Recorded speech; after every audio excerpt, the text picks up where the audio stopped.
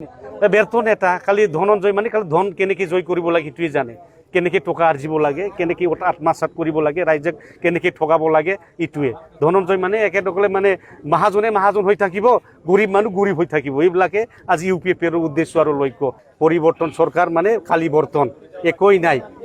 যদি ইয়াত আকৌ যদি UPPৰ চৰকাৰ হয়, BJPৰ যদি চৰকাৰ হয়, আকৌ আমাৰ মানে গৃহহাৰা মানুহবিলাকক আজি উচ্ছেদ কৰিব। এখেতসকলে আমাৰ মাইনৰিটিসকলক, আমাৰ ট্ৰাইবেলসকলক উচ্ছেদ কৰিব, এইটো স্পষ্ট। ফৰেষ্টত যিসকল বসবাস কৰিছে, কাছ মাটিত BGR জলাশয় মাটিত যিসকল বসি আছে, এখেতসকলক উচ্ছেদ কৰা 1 নম্বৰ এখেতসকলৰ কাৰ্যসূচী। নিশ্চিত 100%। যোৱাবাৰতো আমি জিকিছোঁ, এইবাৰতো জিকিম। আজি ধনঞ্জয় বসুমতাৰী আজি মানে গদ্দাৰ বুলি ক'ব লাগিব। ই ফাটি এৰি গৈছে, কিন্তু ৰাইজতে যোৱা নাই না, ৰাইজে যোৱা নাই। তো আজি ধনঞ্জয় বসুমতাৰী পাৰ্টি এৰি গৈছে, আমাৰ ডাঙৰ কথা নাই। আৰু এনেকুৱা যদি কোনোবা নেতা আছে আমাৰ BPFত ওলাই যাব পাৰে, আমাক কোনো নেতাৰ দৰকাৰ নাই, আমাক ৰাইজকহে লাগে। আমি ৰাইজৰহে কাম কৰিম। কোনোবা নেতাৰক ফেট ডাঙৰ কৰা, মহাজন কৰা, এনেকুৱা আমাৰ উদ্দেশ্য নাই। আমাৰ ৰাইজকহে কেনেকৈ বা আগুৱাই লৈ যাব পাৰোঁ, আমাৰ যুৱসকলক কেনেকৈ আগুৱাই লৈ যাব পাৰোঁ, মহিলাসকলক কেনেকৈ স্বাৱলম্বী কৰিব পাৰোঁ, এইটোৱেই আমাৰ লক্ষ্য। বসুমতাৰী হোৱাৰ পিছত কি এই সুইট গেট অঞ্চলত কি ডেভেলপ হোৱা নাই নেকি? আপুনি আজি আহিলে আমিতো দেখা নাই, বহুতবাৰ আহিছোঁ, আমি দেখাই নাই। ৰাস্তাবিলাক ভালে হোৱা নাই, মই মাত্ৰ আহিলোঁ। চেন গ্ৰেভেল এটা পৰা নাই। এইটো বাৰিষা হ'লেতো মানে যি অৱস্থা হ'ব, এইটো বোকা হৈ যাব, এইটো আমি দেখি আহিছোঁ মাত্ৰ। ব্যৰ্থ নেতা খালি ধনঞ্জয় মানে খালি ধন কেনেকৈ জয় কৰিব লাগে সেইটোৱে জানে, কেনেকে টকা আৰ্জিব লাগে, কেনেকে আত্মসাৎ কৰিব লাগে, ৰাইজক কেনেকে ঠগাব লাগে এইটোৱে। ধনঞ্জয় মানে একেদৰে মানে মহাজনে মহাজন হৈ থাকিব, গৰীব মানুহ গৰীব হৈ থাকিব। এইবিলাকে আজি UPPৰ উদ্দেশ্য আৰু লক্ষ্য। ইয়াৰ কেনেকৈ লুটি পুটি খোৱা যায়, এই আঁচনিবিলাকে বনাই থাকে।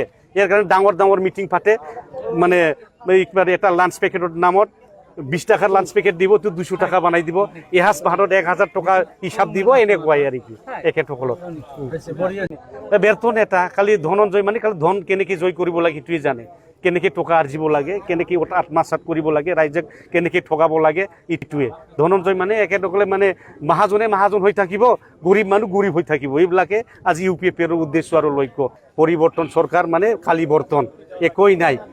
যদি ইয়াত আকৌ যদি UPPৰ চৰকাৰ হয়, BJPৰ যদি চৰকাৰ হয়, আকৌ আমাৰ মানে গৃহহাৰা মানুহবিলাকক আজি উচ্ছেদ কৰিব।